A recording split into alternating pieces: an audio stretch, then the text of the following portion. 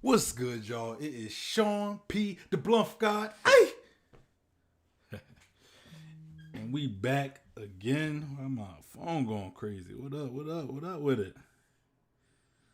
Ain't nothing. Anyway, we back with another reaction stream.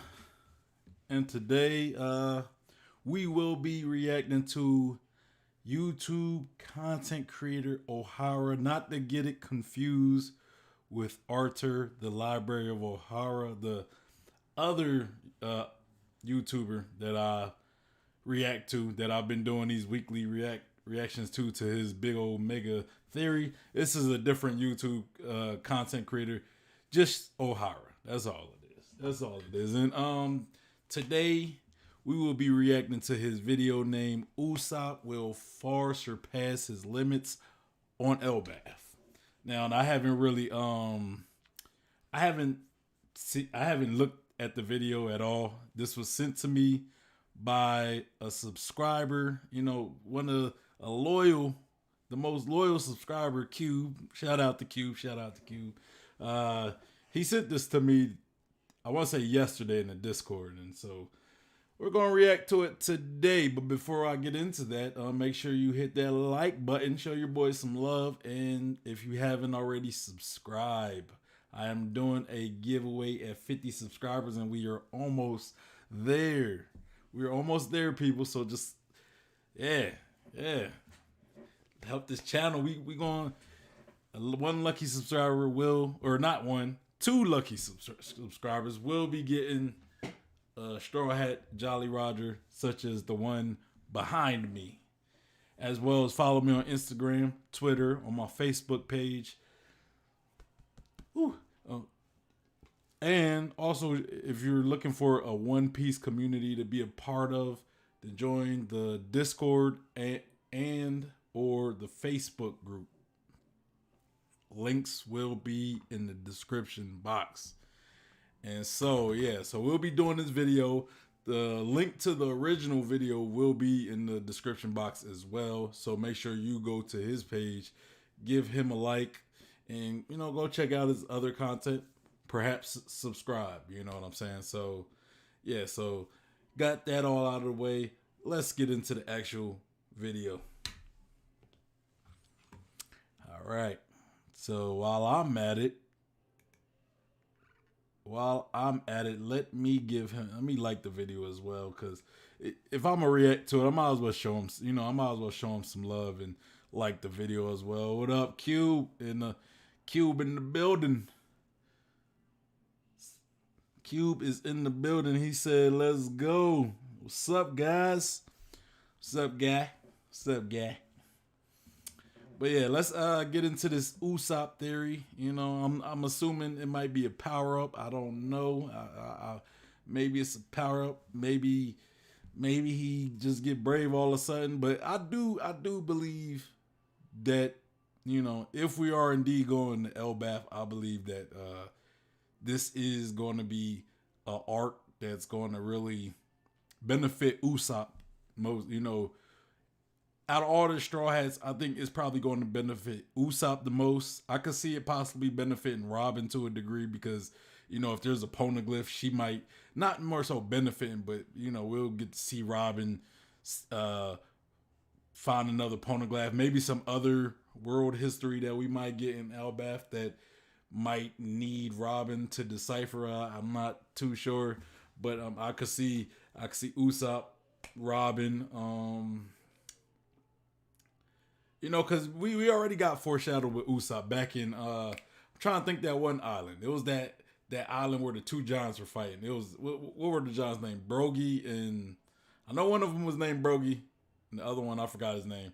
But it was that small island, and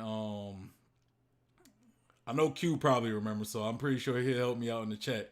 But it was that small island where it had like the dinosaurs, and then the two giants were fighting, and then Usopp made friends with him, and they told Usopp about Elbaf, and he told him about his dream to be a brave warrior. Little Garden, that's what it is. Little Garden. Thank you, Cube. So yeah, back in Little Garden, we seen how Usopp was talking to the giants and how he wanted to be a brave warrior to see, and it was almost kind of for Dory and Brogy. That were the two giants' name. I knew Brogy. I remember Brogy. I just forgot the other one. Um, but yeah, Usopp pretty much talked to them, and it was kind of a seed planet that we were going to go to Elbaf, and Usopp would possibly have his moment to shine. Because if we think about it, Usopp hasn't really had a arc that was really centered around him, or that he was kind of the central straw hat, because you could look at all these different arcs and how each straw hat kind of were important, or it was kind of centered around you. We had what was it the Arlong Park, which was more catered to not. I mean, we did have Usopp when we first met Usopp back in his hometown. That was the only real Usopp arc we had, but ever since then, you could kind of say Enies Lobby, because Enies Lobby was more centered around Robin, and Frankie wasn't part of the crew at the time, but you could say Frankie as well. But Usopp kind of had a time to shine too, because we seen him fight Luffy at that moment, which was a very underrated fight. I will say, like, it was a well done fight, a very passionate fight. Usopp was holding his own against Luffy. Like, we're not gonna act like, even though you could say Luffy wasn't going like 100%, but Usopp was doing pretty well against Luffy. Yeah, and who you could say Wano for Zoro, Wano, Sanji, Whole Cake Island. Chopper, I don't really think got a good arc where he kind of got a chance to, grow a character growth arc either. So I would say Usopp didn't really get a character growth arc. I don't think Chopper really did. They all did get a character growth arc during the time skip, but that was really like all of them, and it was mostly focused on Luffy during the time skip. Cube said Usopp big arcs were Little Garden and Dressrosa. Dressrosa. I mean, yeah, because he did get that conquers hockey, but as far as his character, like, maybe getting a little more depth to his character, I don't really know if we got anything. It really wasn't much character depth in that arc, like character growth arc. It's just he got that hockey, that observation hockey, which was important. Don't get me wrong, it was very important to his character. But I don't know why I got that up. But since I'm kind of talking, and you said both important for his character and development. How would you say it was important to his character development though? I mean, it was to, like, I'm trying to think how, I guess what I mean is like this. Like, what I'm saying is, like, Robin, right? During Enies Lobby. We got to know more about her. Like, before Enies Lobby, she was real secretive. But after Enies Lobby, we got that flashback of, how we got to this point with her, right? As well as Frankie, with his whole flashback with Tom and all that stuff. And then with Sanji, you could say we got that flashback with his family, Like, we didn't know about the Van Smokes pre Whole Cake Island. Nami, Fishman Island, we kind of learn about her family and her history with that island. Let me see what you said. You said Chopper was in this lobby. I mean, I guess Chopper's arc was Drum Island, when we met him. Kind of like Frankie's was in this lobby when we met him. But yeah, so in Dressrosa was the first place that people followed Usopp for his exploits. Okay, I could see what you mean now. I get it. That I'll give you that. Like, I could give you that. Like he definitely did kind of level up in the eyes of the public and people. You know, he was able to. If it wasn't for him, I don't know if there would be a Straw Hat Fleet. If we being real, you know, if it wasn't for Usopp specifically. You said being a great pirate, him recruiting the dwarfs, then his followers with the god Usopp scene. For once, Usopp didn't hide behind another straw hat. He really acted like a great pirate. Yeah, and I get what you mean. I guess when I say a character growth arc, I mean more like focus on, uh, like his character, like his you know, like a flashback, like a flashback. Like even Wano, you know, like we see Zoro kind of, we seen like that flashback with Zoro when he met uh Kuzabaro, Shimoski, I think Shimoski Kuzabaro, and we'll probably get some more. I'm assuming, you know, but I guess I mean art where we actually learn more about the character. You know what I'm saying? So, but you know, I guess like Usopp, we kind of know his character, you know, because he's already kind of young, and we learned a lot about it on his in the Syrup Village. I think that was his village name, Syrup Village. It's kind of the same you could say with Chopper. You know, Chopper's already like super young, so he doesn't really have much of a history to have to go back to, you know. But yeah, you said, "Oh, I see. Yeah, I get it." But yeah, you got a point though. I get what you said. You know, Usopp Dressrosa was definitely a very important arc for Usopp. You know, so yeah, but you know that's neither here nor there. Let's actually get into this video. You know, see what he talking about with Usopp. You know, Usopp becoming one of the most important characters in the story, fulfilling prophecies, acquiring Conqueror's Haki, and even taking out one of the Yonko? No? Well, I can. I think that after Whole Cake Island being Sanji's arc and Wano being Zoro's arc, Elbaf will be the arc of God Usopp, where the cowardly, insecure, and lying boy from Syrup Village will become one of the fiercest and bravest warriors the endless seas of One Piece have ever seen. So put on your best pair of sniper goggles and allow me to share with you the gospel of the almighty and all-knowing creator of One Piece, God Usopp. Hi there, my name is Manu, and Usopp has always held a very special place in my heart out of any fictional character really. Today I want to walk you through his incredible character arc until Wano that turned him into one of the most beloved characters in fiction, and then share a number of carefully selected, exquisite theories with you that might foreshadow some major developments for Usopp and his powers very soon. Usopp is an incredibly interesting character in a multitude of ways. Take his name for example. Usopp is a combination of the famous Greek storyteller and fabulist Aesop and the Japanese word uso that literally means lie. Oda clearly was fully aware of where he wanted the character to go, because Usopp is both a great liar and a fantastic storyteller, and on top of that, it's weird though, cause you know the word "oos." Like I think like like Polynesian people use that, like the Islanders, the Samoans. Not like Samoans use the word "oos" a lot.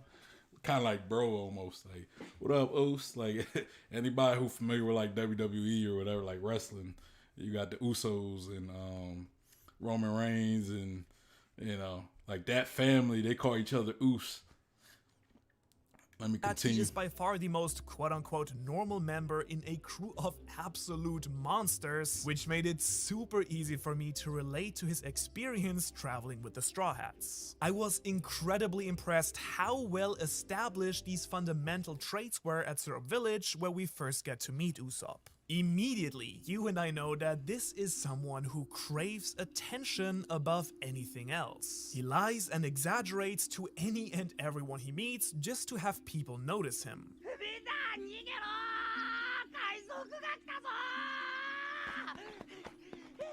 This is literally the story of Peter and the Wolf. This deceptiveness and pretentiousness in everything he says and does made Usopp extremely unlikable to me initially. However, just a little later, we find out why. Usopp is basically an orphan. His mother died when he was still young, and his father left him to become a pirate. Now, to be fair, it was Shanks who is fighting for a better world, and I don't think Usopp is a bad person from what I can tell so far, but let's be real, he doesn't deserve a Father of the Year award for it. Man, you could say that about like most One Piece fathers, man. Like all of them leave, you know. You got I mean, Roger died though, you know. Like Roger, you know, he was gonna die anyway, so he got executed. Then you got Monkey D. Dragon, who, you know, he never really acknowledged Luffy. Usopp. Trying to think of other fathers that you could. I mean, there's some good fathers though. You got like what's his name? What's his name in Dressrosa? Not Kratos, but it's like it's something like Kratos. I can't remember his name. But yeah, like he was actually good. It's just, you know, things kind of happen with him.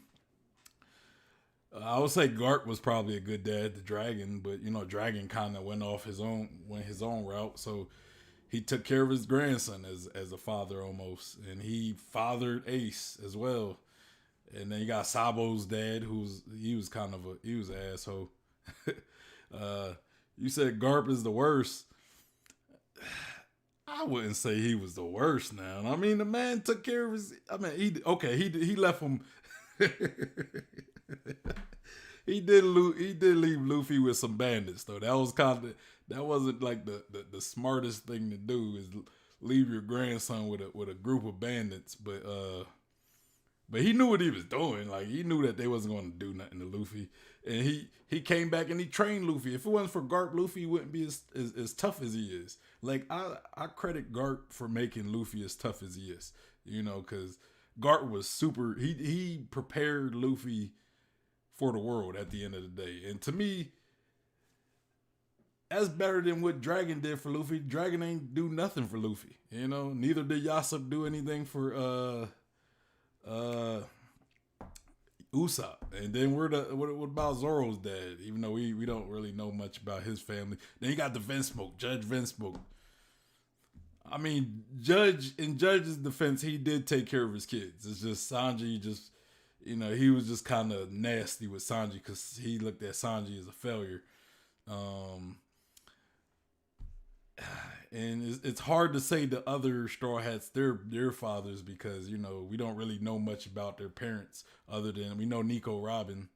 We don't know what happened with her dad. We don't know where Nami came from. You know, she was kind of adopted almost. Same with Frankie. You know, I think Frankie's parents were pirates, if I remember. Like, you know, or maybe his dad was a pirate, but I think Frankie came from pirates.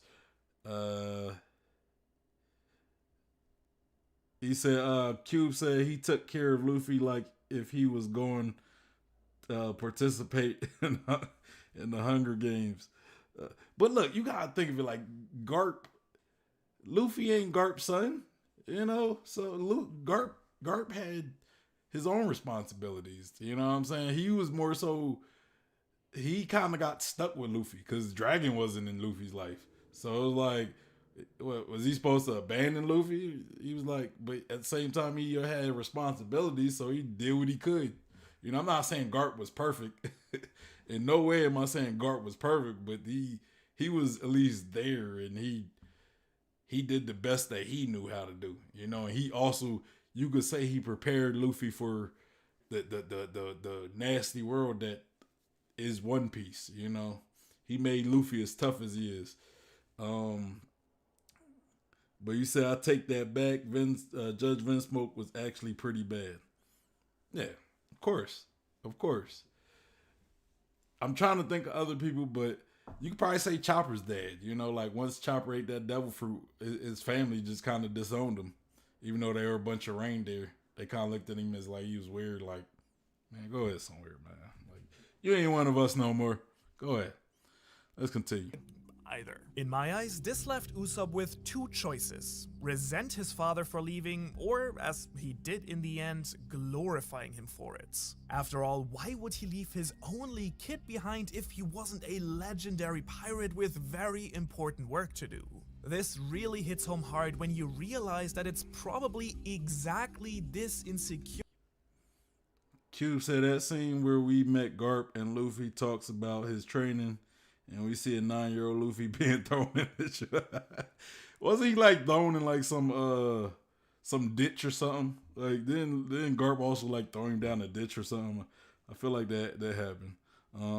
It always kills me. Chopper's story still make me cry. Yeah, Chopper's was pretty sad.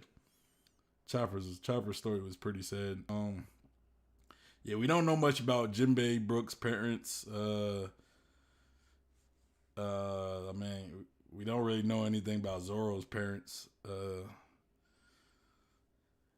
Nami's real parents. We know about the woman that adopted her, that took her in. We know about the Vince Sanji's parents. We know about yeah, that's pretty much all the Straw Hats, right? Did I miss anybody? And then Cube said, yeah, he threw him in the ditch. Yeah, Garp was super rough. He was super rough with Luffy.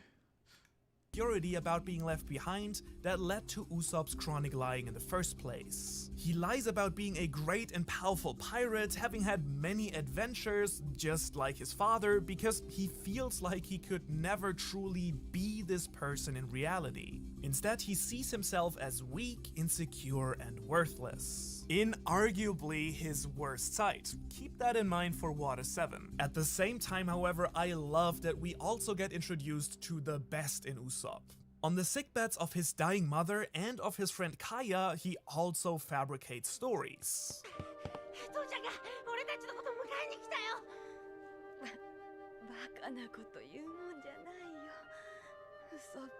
However, while his usual lies are meant for getting himself some attention, these stories are meant to brighten up the day of people he truly cares about. It's the storyteller inside him caring for others, and to me it's exactly this altruism that is the basis for Usopp becoming a brave warrior of the sea. And oh boy, if the theories I have in store for you are just a little bit true, he will be a great warrior indeed.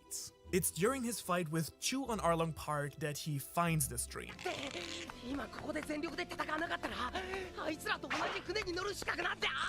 But honestly, I do believe that Usopp is brave right from the very beginning. Usopp's cowardice is actually very much self-imposed. Effectively, it's another one of his lies. And this even links to the concept of him telling lies that later become true.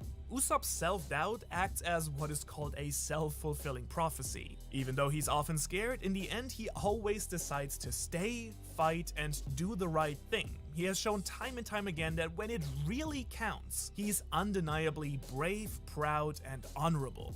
So to me, his arc is not at all about becoming brave, because bravery requires fear to be overcome in the first place. Yeah, man, that's one thing I really that's one of like my favorite aspects of Usopp, because like he acts cowardly, and a lot of people I know they go, oh, you know, I don't like Usopp because he's a chicken or he's scared, but at the end of the day, he always comes through when needed most. Like he's probably the most like. As cowardly as he acts, he's probably the most reliable Straw Hat that he's the most reliable Straw Hat. You know, like if it wasn't for him, like in Dressrosa, Luffy would have became a toy, and then you know we probably wouldn't be, you know, the Straw Hats wouldn't have got past Dressrosa, right? He saved Robin from you know being taken to the gates of justice and. Eventually Imple down, right? So like, and this was after the whole him supposedly leaving the Straw Hats. You know, he put on a mask and, you know, became a hero almost. So yeah, that's one of my favorite aspects of Usopp.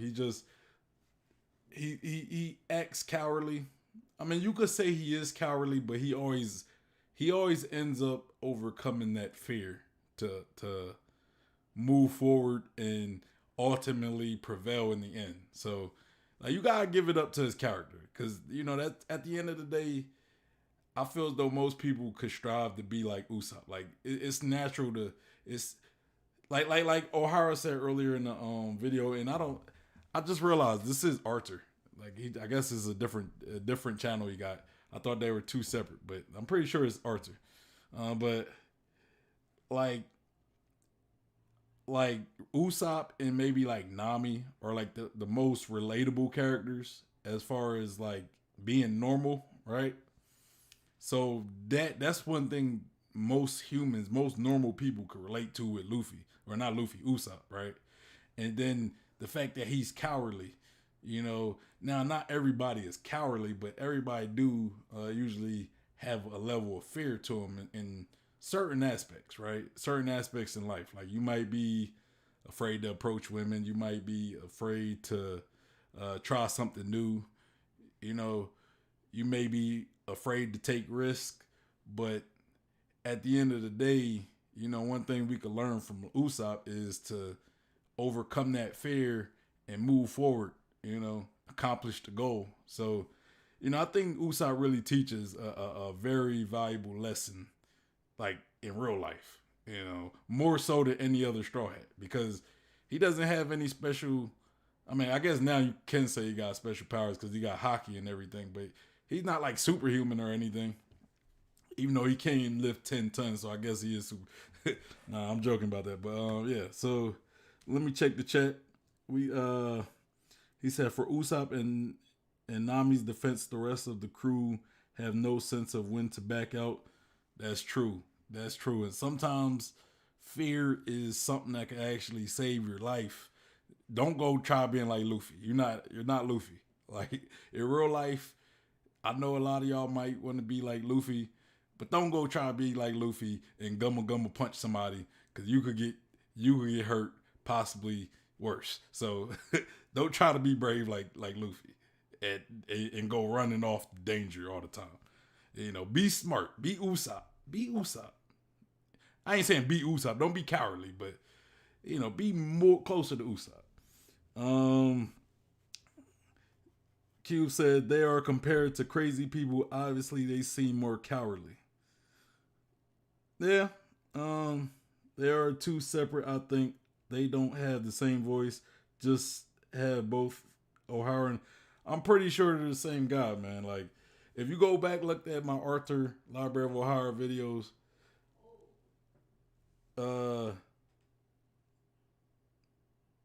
they the same. I'm telling you. I think that's why Ohara says his real name now. Zoro is worse than they sound alike. They sound like got the same setup. Bro, I know I'm not tripping. I thought they were different too, but I feel like they the same. They the same guy. I think that's why Ohara says his real name now. Zoro is worse than Luffy. Zoro is going to cut his legs in Little Garden just to free himself. And you could say the same for Luffy and Whole Cake Island. He was about to rip his arms off in order to get out of the book that when he was in prison in that book on Whole Cake Island, and he was about to rip his arms off. So I still kind of give the edge to Luffy in that aspect. But let's continue. No, to me, his real arc is about building confidence, accepting himself, and finding a purpose. The next big step in his character arc is during Alabasta. And honestly, I couldn't help but be incredibly impressed how he overcomes his fear to be hurt and once again steps out against an opponent he thinks is way out of his league. Already at this point here, he's willing to give his life for his captain and declares his loyalty to Luffy. Interestingly enough, however, just a while later, we experience Usopp's lowest point in the story so far. However, I'd argue that his fight with Luffy and his leaving the crew doesn't diminish his belief that Luffy will be Pirate King at all. The Going Merry, the ship that had been given by his village, has become a full member of the crew, to the point where Usopp could even see a manifestation of its spirit, something that will be important later on, by the way. Conqueror's Haki. Now, Bro, hold this on. member of the We about to solve this, man. I'm sorry. I'm sorry, guys. I gotta stop the I gotta stop the stream or stop that video. But we about to look, because I'm telling you, they the same guy, man. Ohara and Arthur are at least this guy is Arthur right here, man. Let me go to one of his earlier videos. It's because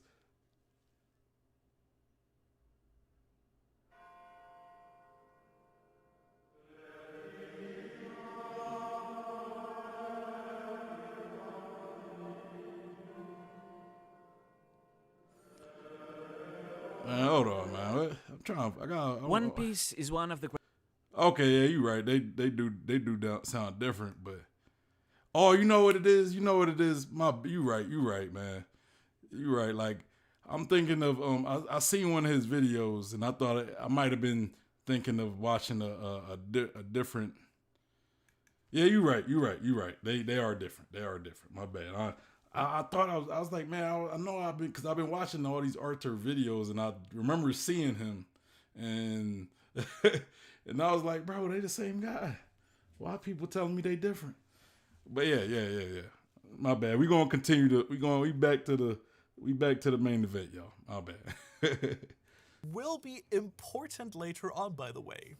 Conqueror's Haki. Now, this member of the crew had gotten too weak to fulfill its purpose and was about to be left behind by the rest. Usopp sees himself to be the next in line. Despite all the courage he has already shown, he still has the world's biggest imposter syndrome. It's the very same reason why he tried to forcibly put himself on a level with Luffy. He's struggling to find a purpose that allows him to stay useful and stay with the crew.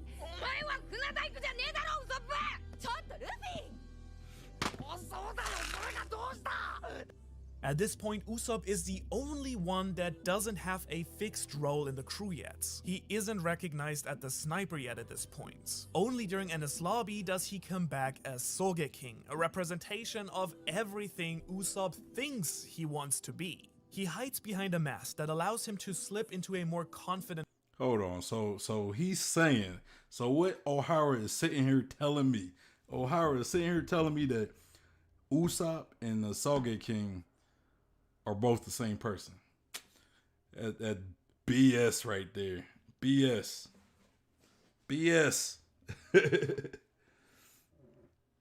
Nah, they're different. Cube said, no worries. I too wasn't sure, but felt the voice to be different. I guess because I know I did a reaction to him, and I might have been confusing one of the earlier reactions I did to Ohara to, one of the reactions I did with Arthur Library of Ohara. But yeah, you said it was revealed in episode 1000. What was revealed? You talking about Sogeking being Usopp? I don't think they ever revealed that. The world may never know. Sogeking should have been the newest member of the Straw Hats at this point. We could have had 2 snipers in the crew, man. 2 of them. I'm just playing. persona. As a result, his actions in Enies Lobby establish him as the sniper of the crew, and after witnessing the lengths that Luffy would go to keep a crew member through Robin, he finally overcomes his fear of being left behind and apologizes to everyone.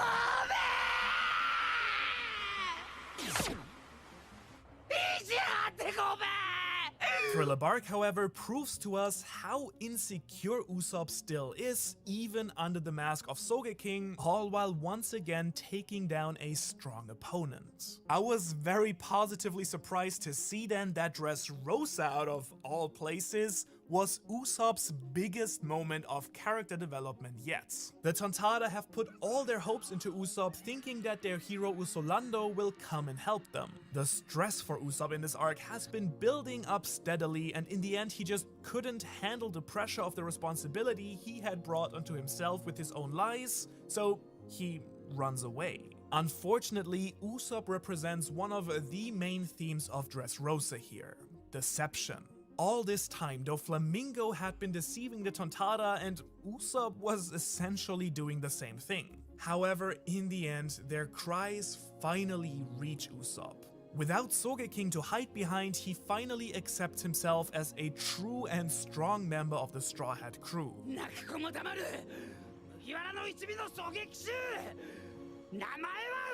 Usopp gains confidence in himself and his capabilities to be a real hero and is rewarded immensely for it with one of my favorite moments after the time skip.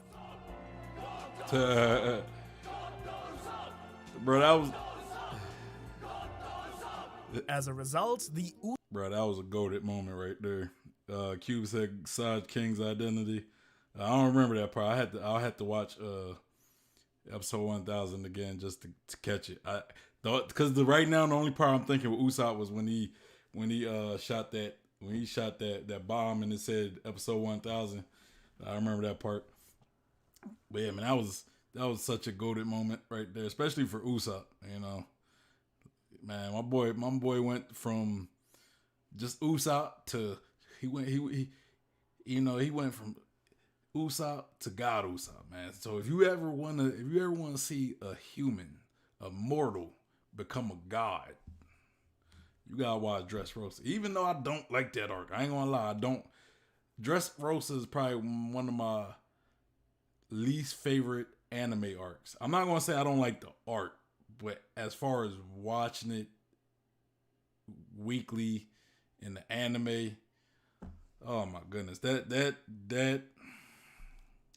arc dragged on so much, and it wasn't a good way. Like Wano is kind of like Wano, like if you look before Wano, Dressrosa was the longest arc, right? And it wasn't long because like Wano was actually giving you a lot of substance.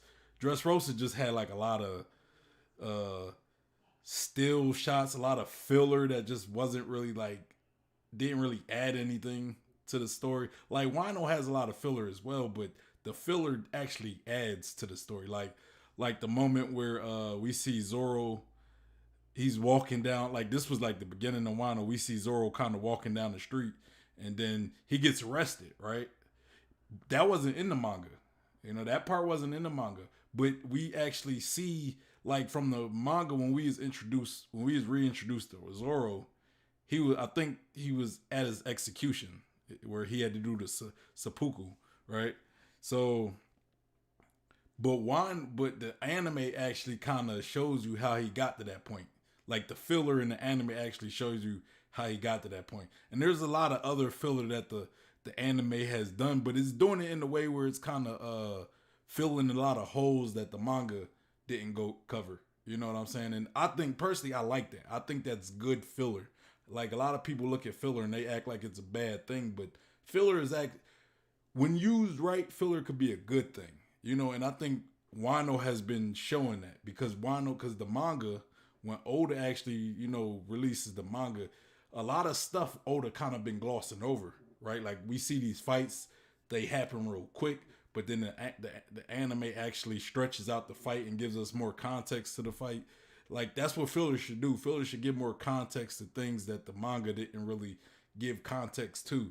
So, and I think that's been Oda's objective, right? Like that's why Oda hasn't really been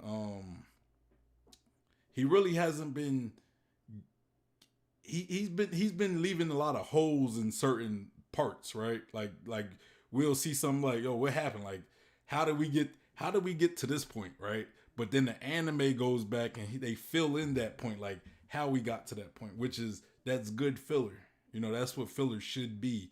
Filler shouldn't just be a bunch of still shots where we see like a bunch of irrelevant characters just acting all shocked. And that's, to me, that's what we got in Dressrosa. You know, we got like like like when we had Gantz, right, the ring announcer, and he was telling people to help Luffy. Like that whole episode was just Gantz pretty much talking, and or Gats, I think that's his name, Gats. It was just him talking, and like that could have been like put down for like 5-10 minutes of the episode, but they really stretched that whole thing out for a whole episode with a whole bunch of just unnecessary filler. Like I got to see the faces of everybody in the Coliseum. Like, I don't care about these faces. Like, just give me some story or something. Like, yeah, Dressrosa for me it dragged on too long, longer than it should have. And I think it was because at that point the anime was catching up with the manga, so they kind of had to.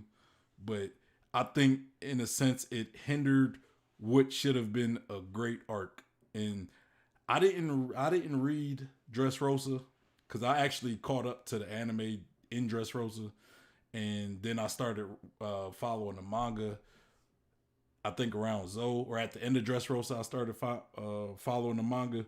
So I didn't read Dressrosa, but it wasn't a bad arc. It just was poorly handled, which to me killed my enjoyment of the arc, which is the reason why I say I don't really like that arc as much as a lot of people like that arc. I honestly like Whole Cake Island better than Dressrosa, and Whole Cake Island gets a lot of flack from people.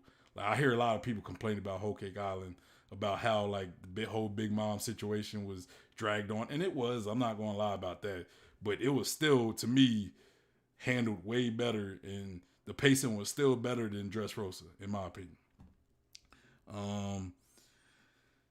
Cube said the best part was the bounty of 500 millions. Yeah, for you talking about Luffy's bounty? Said I was dead. The anime was dragged so much, too many flashbacks. Yeah, man. Like, and I'm not saying Dressrosa was necessarily a bad arc as far as story. You know, I just feel as though the anime. I'm just specifically talking about the anime arc. You know, the anime just dragged. Like I was to a point where I was watching, like, I wouldn't watch it for like a month and then I'll catch up. Like after the episodes built up for like a month or two, then I'll catch up, because it was like, bro, I don't want to watch a episode and only get like 10 minutes of actual story progression. Like, it was literally you break it down, 23-minute episode, right? And then you say like the intro was about 3 minutes long at that point. Like, it was a long intro. Oh my goodness. It was like 3 minutes long. And then the outro was probably like 2 minutes, 3 minutes, because you had the recap, or the next episode recap. Oh yeah, and I didn't even say the recap in the beginning. Like, if you talking about just until you actually start the episode during Dressrosa, that was like 5 minutes. It was like a 5-minute just to start the episode. So now you talking about 23 minutes, you take away 5 minutes, you got what, like 17 minutes left? Or 18 minutes? And that's not including the outro. Now you include the outro, that's like another 3 minutes. So what? That's like 5. That's like what I say? About 6 minutes of intro, outro, recap, and all that stuff. So about 5-6 minutes of that, and then the filler also the unnecessary filler also kind of dragged it on. So you talk about unnecessary filler, that could be like another couple minutes, another 5 minutes. So you talking about, like, out of a 23 episode, you talking about 10 minutes of just stuff that don't really add anything new to the story in that episode, and then maybe 10 minutes of actual story progression. I wasn't with it. I wasn't with it. So I actually did the math. My math might be off right now, but I did the math at that time too, and it is really like not that many. Like compared to having a 23-minute episode, it's really like not that much actual story progression in each episode, and that pissed me off right there. You said God Usopp and Dressrosa with Doflamingo's PowerPoint. Man, but yeah, let's get back to the arc. Let's get back to Usopp. I had to go on my little rant there. I'm sorry about that, but I really have a personal problem with Dressrosa. And a lot of people hype it up like it's like the greatest arc ever, and I'm like, bro, did you watch? Are you talking about the anime or are you talking about the manga? Because I mean, maybe if you're talking about manga, maybe you could be right, but if we talking about episodes, no.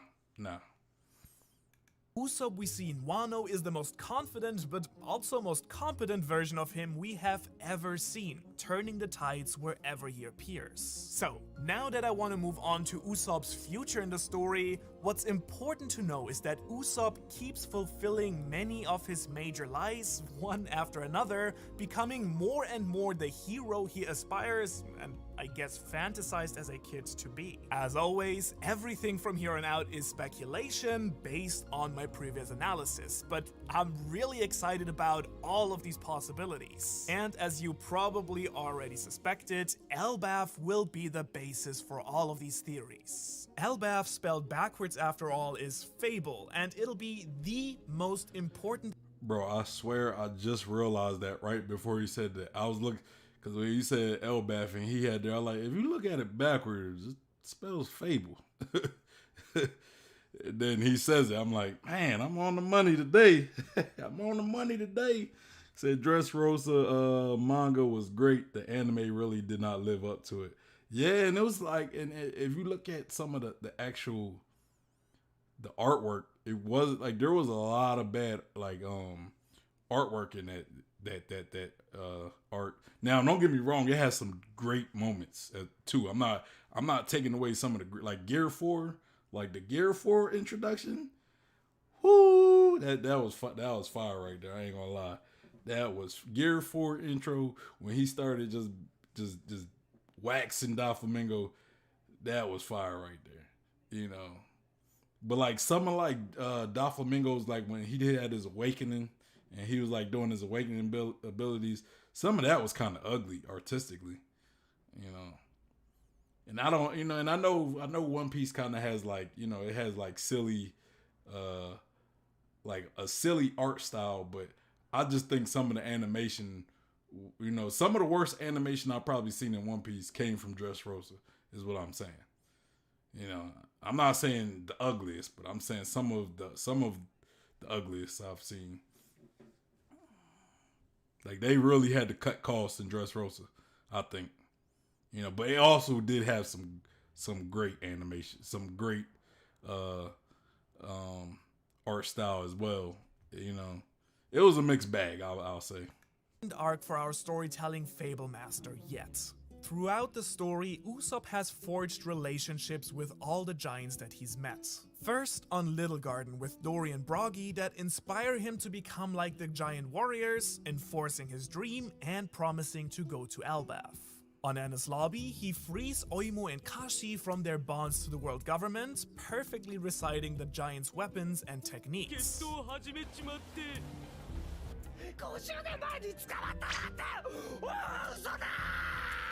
And after fighting side by side with them, once again he promises to meet them in Elbaf. And finally, he gains the respect of Hayruddin on Dressrosa, who declares him a god, giving Usopp a very high standing across multiple generations among the giants of Elbaf. The first lie I'd like to look at is this one.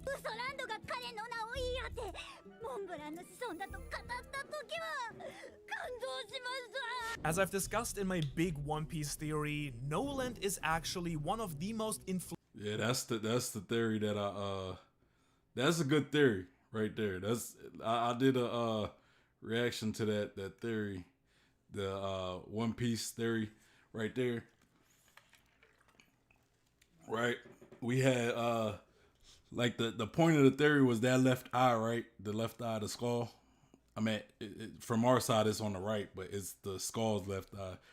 That was where Laugh Tail is, right? That's where Laugh Tail is, and where Shandora got shot into the sky. The idea is that the left part got sunken into the left part where the One Piece is, right? Where I guess that would be Laugh Tail. I mean, it probably wasn't called Laugh Tail at the time, but that's the location where the One Piece would have been got dragged into the water, right? So, and ultimately, I'm not going to. I don't want to spoil the theory. It's a great theory. I would say go back.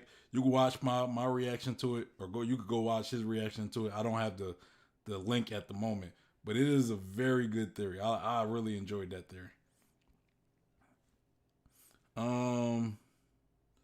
Q said always felt that left eye was where Zunisha was. The cost in the side is gone. You mean on the video? Yeah, I know my video's kind of cut off. It kind of cuts off if that's what you're saying. It could have been gone have by the right. Could have been it could go and have by the right. I'm not too sure what you're trying to get across to me, Q, with the two last comments you sent. Not too sure what you're telling me. But you said Zunisha came from the left eye. I don't know. You have to tell me some more about why you believe that. Like, maybe in the Discord you could, give me your theory on why Zunisha came from the left eye. I'm always willing to listen to it. Say, yep, the map of Old Kingdom. Okay. But yeah, let's continue. Noland is actually one of the most influential characters in the entire story and a direct parallel to Roger himself. Outside of Shandora, Noland traveled the New World multiple times and is worshipped by the Tontada as well. And so Usopp is tied to Noland through the two statues he has, one in Shandora and one in Dressrosa. And so Bro, like I always talk, like one thing I always talk about, right? I always talk about like spinoffs, right? I always say like, what would make a good One Piece spinoff? Like, let's say after we finish with the arc, we finish with the story, we finish with the main story. Luffy finds the One Piece, becomes Pirate King. Whatever happens, they sail into the sunlight. Maybe Luffy gets executed or dies somehow. I don't know. But I always say, let's say Oda wants to keep the series alive, right? Maybe he won't write it, but maybe he'll have somebody else write, the spinoff at least. It won't be something that he might be directly in charge of, but he might put somebody else in charge of like a new spinoff. And I would say the spinoff wouldn't be like as long as One Piece. No, it'd probably be like maybe a 26, maybe a couple seasons, maybe 2-3 seasons, 26 episodes each or something. But, because I think Oda has created a universe where he can do a bunch of spinoffs, different types of spinoffs. Like he has that many characters, I always say what would be a good spinoff. Now, the main spinoff I always go to is Shanks, right? Because I look at Shanks, I'm like, bro, Shanks, if we had a Shanks spinoff story, right? A Shanks spinoff anime, what do we get? We'll get his time with Goldie Roger, which will give us a lot about Goldie Roger. So instead of having the Goldie Roger spinoff, if we had Shanks, we'll still get Goldie Roger, right? We'll still get all his time on Goldie Roger's ship. Not only that, we'll see his duels with Mihawk. We'll see how he became a Yonko. Everything he did to become a Yonko and get strong enough to be a Yonko, as well as maybe some modern stuff as well. But we could get a lot of good stuff from a Shanks spinoff. But I'm kind of like looking at it now, and I think a great. And the reason why I'm kind of backing off the Shanks spinoff before I go to who I think would be a good spinoff, I think. Well, since we're getting the Shanks movie, I think maybe having a spinoff will be moot at this point. Like, like I don't know what the movie's going to be like if it's going to give us a history of Shanks. So if that's the case, okay, maybe not a Shanks spinoff, but I think a Nolan Mont Blanc spinoff might be dope. Cause I think Nolan, like all his adventures, bro, like that could be a good spinoff. There's other spinoffs that I believe that we could get. Maybe with like a new character, right? A new character, kind of like Robin, where they're archaeologists and they're trying to figure out all the secrets in the world. And so instead of them trying to find a One Piece, it'll just be like we'll have this character who's just traveling the world. But that's something that's a topic for maybe another time. But yeah, Cube says Zunisha was maybe located in the left eye and could have left by the right since it has no land there. I think an Emu spinoff could be great to see how we became who he is now. Emu spinoff. I mean, I would say it would be good if Emu has like a very rich history, right? Like let's say he's been a lot of places, seen a lot of things, a lot where you could make something of. Like if he's just a king the whole time, like let's say ever since he came to the world, he pretty much conquered it and became the king. It might not be as exciting, but if he has a very rich history, yeah, I would definitely agree with that. I would definitely agree that Emu could be a good spinoff. The reason why I say Nolan though is because he explores, right? He's an explorer, right? So there's so many places he has probably been that we don't even know exists in the One Piece world. So with that being said, I think he might have a lot he has a lot to expand on.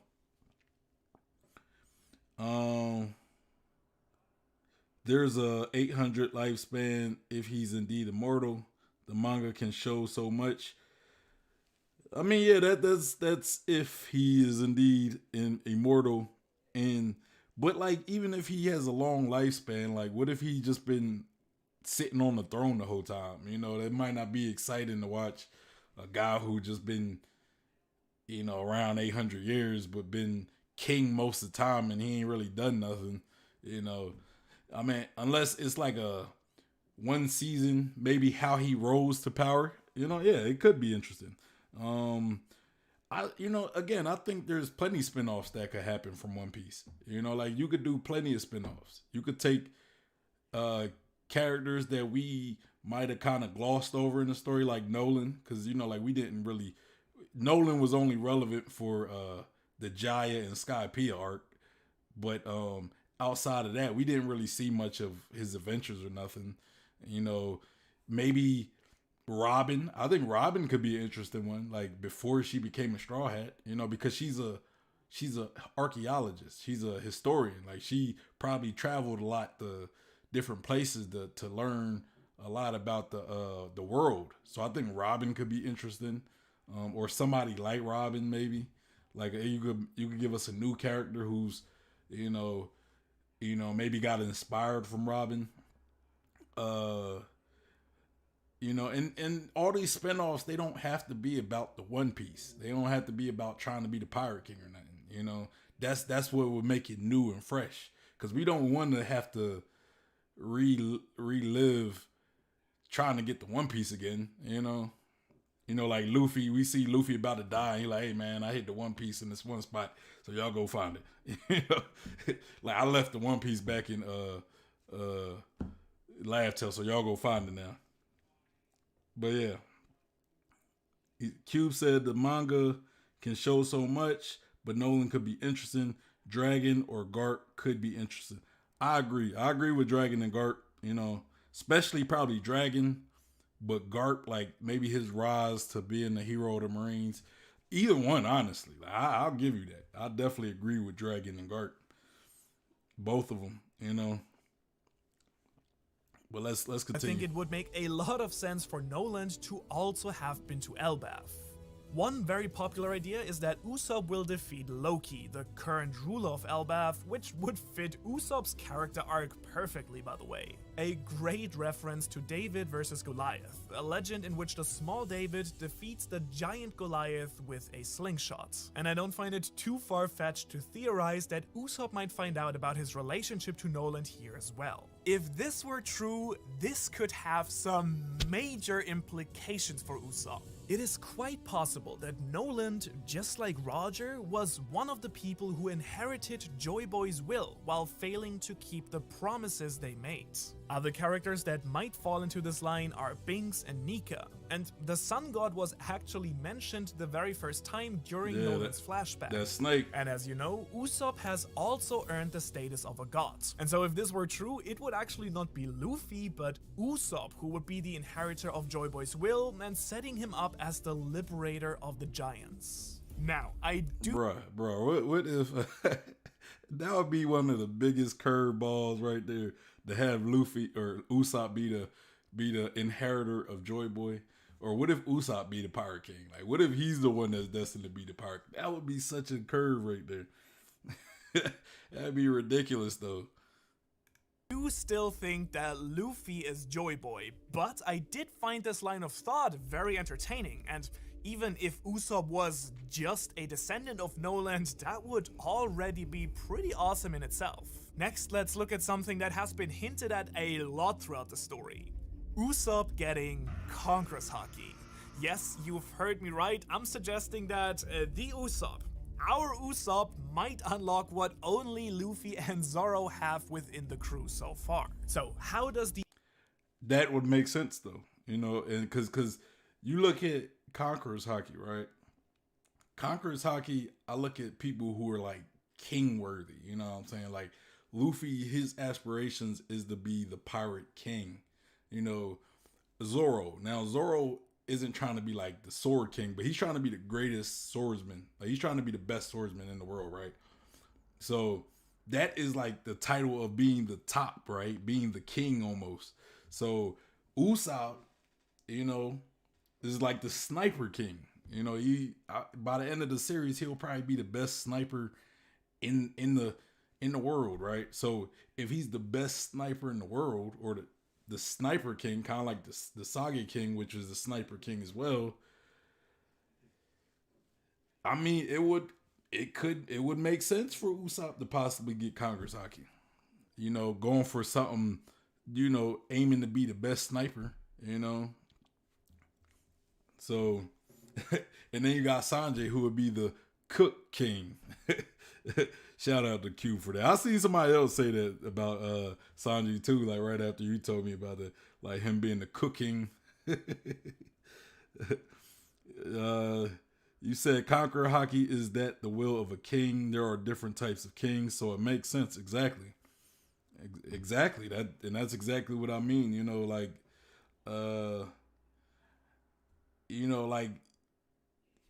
I feel it's that will to be the best almost, you know. It doesn't necessarily have to be you want to be a specific type of king. You just want to be the best at what you do, right? You know, Usopp wants to be a brave warrior of the sea. You know, he has a strong aspiration for something. And not only that, he's also a great sniper and probably one day going to be the best sniper.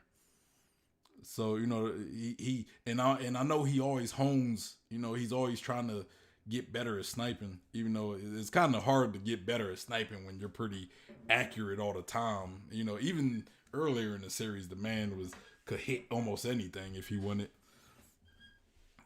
The ambition and will of a king fit together with the king of cowards. Well, the very first clue is already in the name. Usopp has proclaimed himself to be a powerful pirate captain throughout the story and wants to become a brave warrior of the sea. In a way, he has these kingly ambitions in a more literal sense than even Luffy and Zoro. As for willpower, I already have explained that to me, Usopp has been brave and strongly willed right from the start. The only thing holding Usopp back really are his self-doubts and his self-image. However, this is slowly melting away. Yeah. Usopp has already unlocked one type of haki, and that on the most extreme level we have seen in the story so far, picking out the exact aura of a person miles away from him. So could there have been any hints in the story similar to Zoro? I believe that there is actually a ton of foreshadowing for this. Usopp has actually lied about having Conqueror's haki twice now. Once in this scene here with the Tontada, なんて実は今の揺れこそが俺の覇気だ and a second time during the raid on Onigashima. Additionally, we have two instances where Usopp knocks out powerful opponents by literally crushing their will. Once with Sugar, and once Corona. with Corona. Corona. Both times we can see the characteristic foaming mouth that is reserved for someone knocked out by Conqueror's haki. And as we know, Conqueror's haki relates very much to one's spirit and spiritual presence, as well as to one's ability to affect the spirits of others. And Usopp was originally the only one able to interact with the Going Merry's Klabautermann. So could this be another one of his lies coming true once Usopp reaches his full potential in Elbaf? Well, I would lie if I told you that I wouldn't absolutely love it. To round Y'all better put some respect on God Usopp, man. Especially you can't be God Usopp without Conqueror's haki, man. Like, you can't be a god without Conqueror's haki. But Q said, I thought you said Corona. Nah, Perona. I said it over the thing, so but yeah, man, like, bruh. Like, yeah, I think Usopp, yeah, I hope Usopp get like a boost. I think once he sheds off like the self-doubt that he has, yeah, Usopp gonna be a threat. He already is a threat, man. Like, we seen how much he comes through when he needs to. You know, he's beating. He always end up beating his opponent at the end of the day, and he's faced some, you know, a lot of opponents who should be significantly stronger than him. There was something else I was gonna say. I kind of forgot that though. things up, now that we have a quite powerful Usopp, the last theory I want to discuss has been proposed by a Reddit user called AfriChick, who proposes that Usopp might be the one to bring an end to Big Mom's chase after the Straw Hats. Shout out to her, or him, or yeah. We have already talked about Usopp's relationship with the Giants, and Big Mom shares this affinity with him. She has gone to great lengths to try and include the Giants into her peace project and has been inspired by their warrior. Bro, I'm telling you, I'm calling it right now. Usopp is going to be the new king of the Giants. He going to be the king of the Giants, I'm telling you. By the end of Elbaf, he going to be like the, you know, they're going to almost put him at like God Usopp level anyway. Like, I'm telling you, bro, like, I want to see, I'm anxious to see Usopp's legend at the end of the series. Like, if the whole world's going to look at him like God Usopp. And that kind of makes me think, right? We got like the sun god Nika, right? Was Nika kind of like Usopp? You know, maybe he was cowardly, but maybe he helped free people, and people was like, hey, you know, God Usopp, you know, like, or God Nika, sun god Nika, right? You know, like Usopp Usopp reminds me of Buggy a lot. You know, he's just like an overachieving. You know, he's an overachiever. You know, he gets like he gets credits. He get credit on things that sometimes he just kind of falls into, almost like Buggy. Like people was put, like when we was in Marineford and everybody was like looking at Buggy like, man, this guy must be a legend or whatever. Like, how could he talk to Shank, like a Yonko such as Shanks? Like, he's a nobody. He was on Goldie Rogers' crew. Like, it was all these things people was looking at Buggy, and which is part of the reason why all these strong prisoners start following Buggy, right?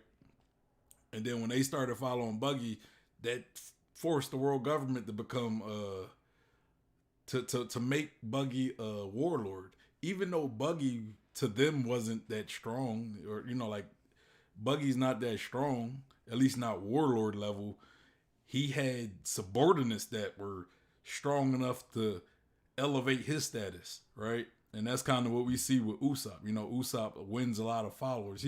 He's kind of like Luffy in a sense, right? Which also makes him a candidate of being somebody who has conqueror's haki, right? You know how Luffy always wins people over to his side? That's like something that a king would do, right? Get followers, right? Get people to follow her. Usopp does that as well, and I think Dressrosa was kind of the beginning of that. It was that spark, right? Where now we got all these pirates, these strong characters, probably even stronger than Usopp himself. They're looking at Usopp, calling them God Usopp. Like what's a king to a god, man? And you best be right that the man should get conqueror's haki. Spirit as well. As you might have noticed, one of her main attacks is the same giant technique used by Dory and Broggy.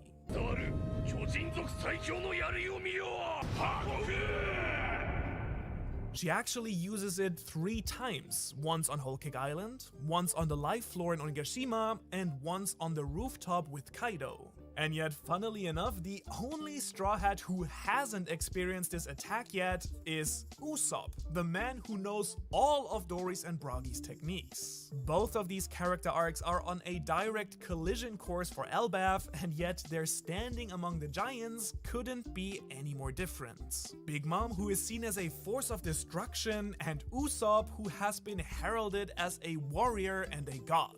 So Usopp might well be the only person to end the feud between the Straw Hats and Big Mom herself.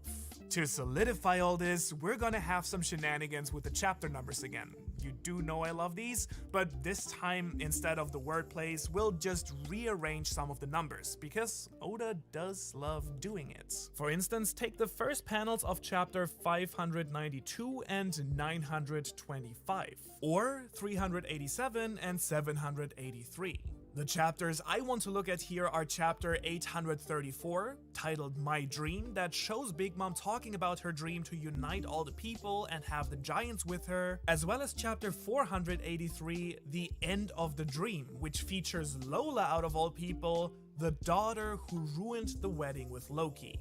As we've already said, Usopp has the exact opposite standing with the giants than Big Mom, 2 sides of the same coin, so what happens if we flip it? Chapter 438, in which Usopp chooses to return to the crew instead of his dream of going to Elbaf. What really blew my mind here is that actually no matter which way you rearrange these 3 numbers, it always has to do with characters thinking that they have to give up their dreams. 348 is the chapter that Robin chooses to go with CP9 in order to protect the Straw Hats, giving up on her dream of learning the history of the world and Salt's last wish of finding her friends. 384, the chapter where Usopp tells Oimo and Kashi the truth, moments before they thought they had to give up on their dreams of seeing their captains ever again. And chapter 843, the chapter that Sanji tells Luffy that he's leaving, giving up on his dream of the All Blue in order to protect his friends. So what do you think will Usopp say when he sees Big Mom's attack? Will he say that he's actually friends with Dory and Broggy, that he's fought side by side with the giants, and that he has Hyrule as his underling? It would sound like the biggest lie he's ever told, but turn out to be nothing but the truth. Another character that is strongly linked to Elbaf and Nordic mythology is none other than Shanks himself. If you want to know why, I strongly recommend you check out that video right there. Oh, it was there. Okay. Right there. It is right here. Yeah. Well, I think that's it for that. Looking at the chat, Q says, fun fact, Emu has recently been speculated to be a reference to Emotep from ancient Egypt, who's known to be a worshiper to the sun god. Okay, I didn't know that. Definitely have to look into that. I got a fun fact for you. Though, Cube. and I talked about this in a previous theory stream I did. Joy Boy. If you Google Joy Boy, now there's two Joy Boys there's two things I want you to Google. Look up Joyo Boyo, right? It's like I think it's Jaya Baya. It's like JAYA right? Now the if you look that up, now Jaya Baya was a king, and I want to say I forget what country. It's like a old country. I think an old country. I can't remember the exact. It's like Javanese or something like that. I think that's what it was. He was the king of this country, right? And he prophesied that the kingdom will eventually fall. And like he made some prophecies that came true, that the kingdom will fall and all these things. And not only that, if you look back at how long ago it was when this guy lived, it was about 800, 900 years ago. So kind of like in the story, about 900 years ago was the void century. And not only that, is Jaya Baya, which if you look at his name, Jaya, it's like Jaya, almost kind of like the country, where we meet, where we talk about Nolan and Skypea. That, and there's some other stuff you would have to look it up maybe. And it's also like another way to say his name is Joyo Boyo. So kind of like Joy Boy. And then if you also look up Joy Boy again, I think if you look Joy Boy in like Haitian, look up the Haitian god Joy Boy. I think it's the Haitian god. He was the god of music, I think. He was like not the god, he was like a spirit of music. So yeah, it's some good stuff. He's also linked to a deity. Yeah, I think it's the Haitian or Vishnu.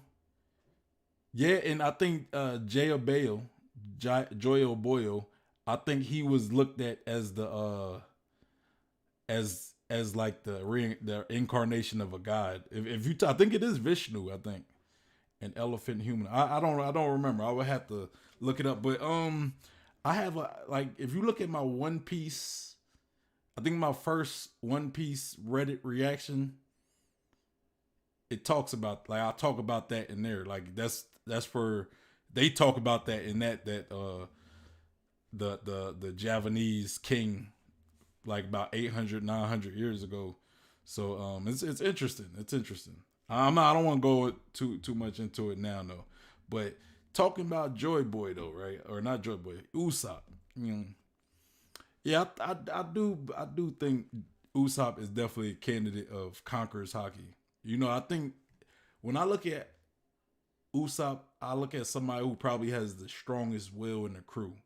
And I know that probably sounds like what? Like you're telling me Usopp has a stronger will than Luffy.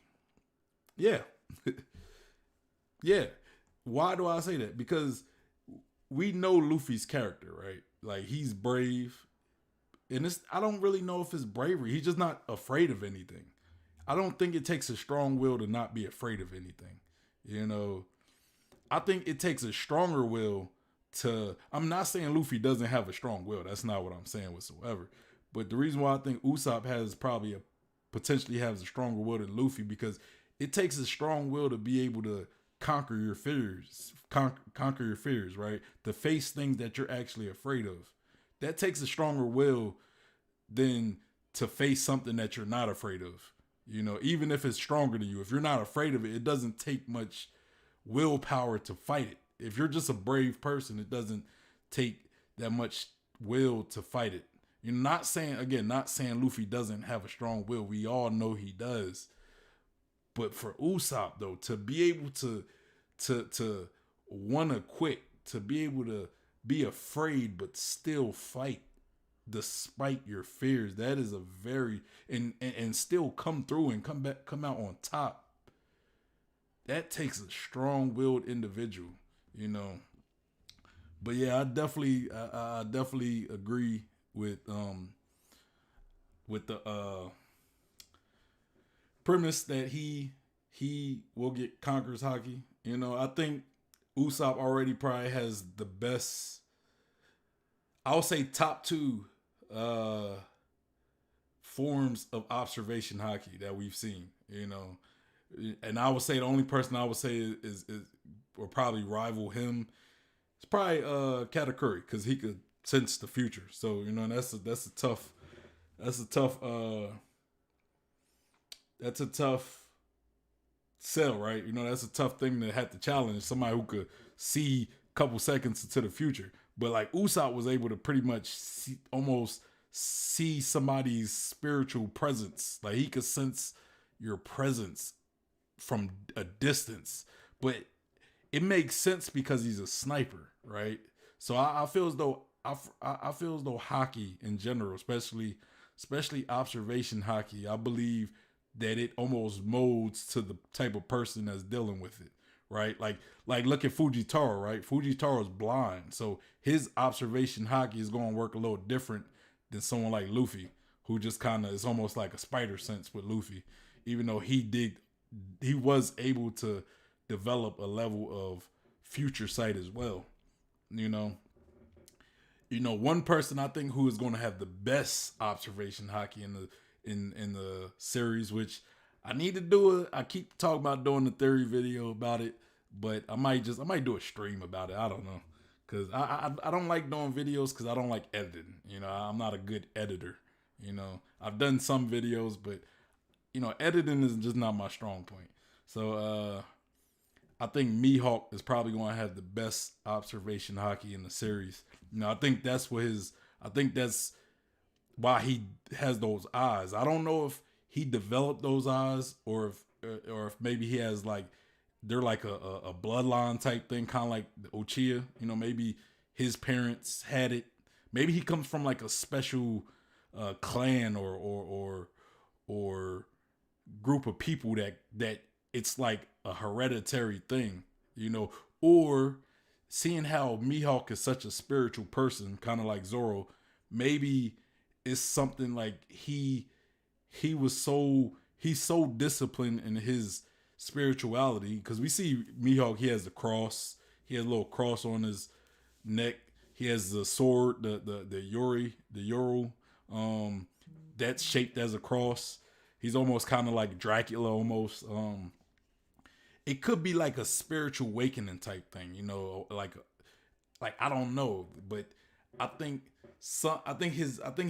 he probably has the best forms of observation hockey in the whole series, you know, because again, when I was talking about Blackbeard's kind of like he's based off a hippopotamus. Mihawk is based off of a hawk or a eagle, right? Like that form, like those birds. The eagle has the best sight in the animal kingdom, or one of the best. Like, because there's other animals who have some creative vision as well. Like the shrimp mantis. The shrimp mantis, like it could see different colors of the spectrum. But as far as eagles could see like so far, like they could see a mouse like going through the grass from like all the way up in the air for, you know, a distance away. So, you know, I think there's a lot to point that Mihawk probably has one of the best observation forms of observation hockey. And kind of thinking about it, like that moment in Marineford where he went with he was facing Luffy, right? Where he kind of was like, you know, I just want to test Luffy. He was talking to himself like, hey Shanks, I want to test your disciple, but you know, if he dies, I'm sorry, but I just want to test him, right? And there was a time where Luffy was about to punch Mihawk, but he stopped. He stopped right there. He was like he seen into the future that if he would have did what he did, that he was gonna get his arm chopped off. He was gonna get his arm chopped off. Now, one thing would say was that Luffy? like future sight Luffy, that could be the case. Maybe the danger was so much that Luffy had like a split awakening in his observation and was able to see into the future. Maybe he was able to access future hockey, just at that moment, right? But I also propose this. What if Mihawk almost put that vision? Like, what if Mihawk's observation hockey is so great he could almost grant somebody future sight, just for a split second. Like, what if he could grant somebody future sight? I know that's kind of a stretch, but I'm just putting that out there. I think it could be one of those two. I'm kind of on the fence. I'm kind of on the side that it was probably like Luffy, his future sight blooming, just temporarily at that moment. But I'm saying, what if Mihawk has some type of ability with his observation hockey where he could almost grant people future sight just so they don't mess with him? Like, bro, if you mess with me, here's what's going to happen to you. Yeah, you see that, right? You still want to mess with me? Okay, I thought so. Let me read the chat. Say, I found an interesting article about Jayabea, Joy Boy, and Sun God Nika. Sun God, and then he said, I see Mihawk and Kizaru having the best observation hockey. I'm interested about the Kizaru one. That's probably like my other favorite character. So I'm definitely on board with anything that make Kizaru look good. So that's interesting. I don't know, but I mean, I would personally think if you can move faster than light, right? Or if you move fast as light, you should be able to, you should be able to perceive time at the same speed that you're going. So maybe observation hockey would be needed, like a high level of observation hockey, so just kind of like Flash. When you think of Flash, he goes super fast, but he also perceives time at a faster pace as well, so, I would see for Kizaru it just being more of a speed thing. Like, he could perceive a lot faster than anybody. Like, maybe he could perceive into the future a lot faster, because being able to travel at fast speeds, you kind of have to.